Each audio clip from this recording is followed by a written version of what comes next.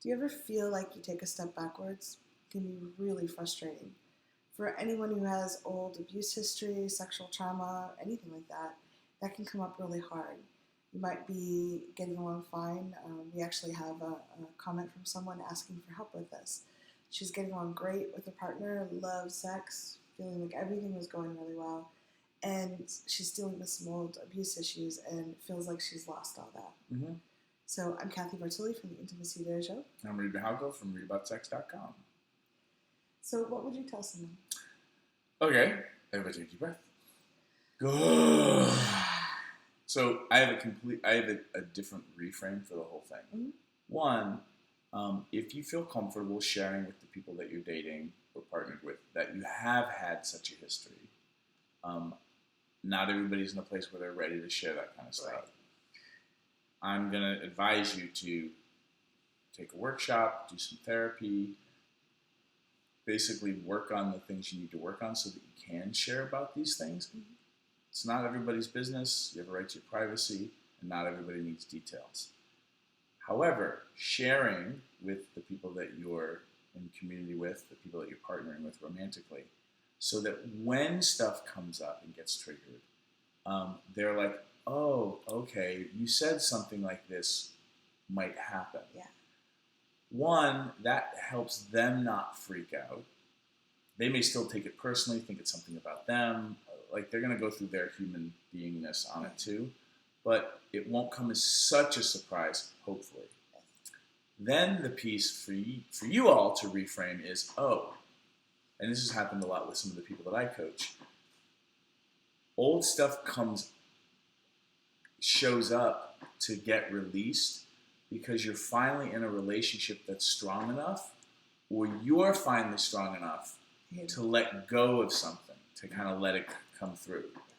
So in a weird, really wonky way, it's a good thing that it's happening because it means everything's okay.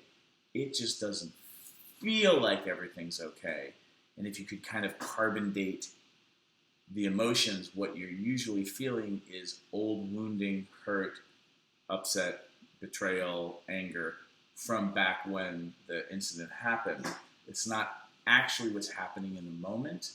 And what both parties usually end up doing is they make it about the relationship. And this happens with people that don't even have abuse histories. Mm-hmm. They're in this great relationship finally, and then they're like, oh my God, like we're so mad at each other.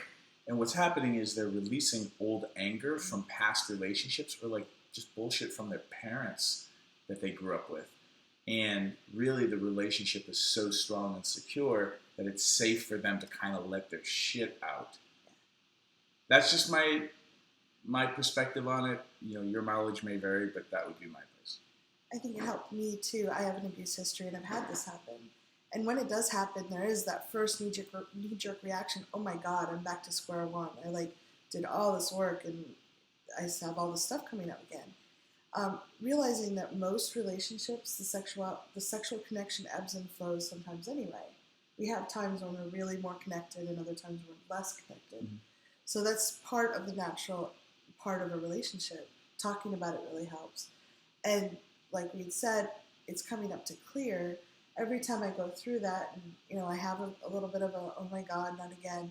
But once it's cleared, I have a whole new access to my body and my sexuality. So it's really positive in the long run. Yep.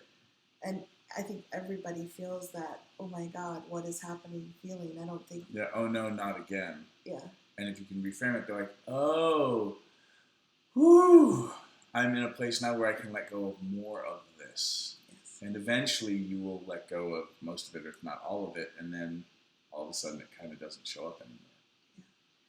Let us know what you think. What's come up for you, and what's helped you through these times. Yeah. And again, we're not doctors, or actually you have your PhD. Yeah, but we're not medical doctors or therapists, nor do we play them on television. This is just our advice, and the views expressed here are not necessarily those of you two.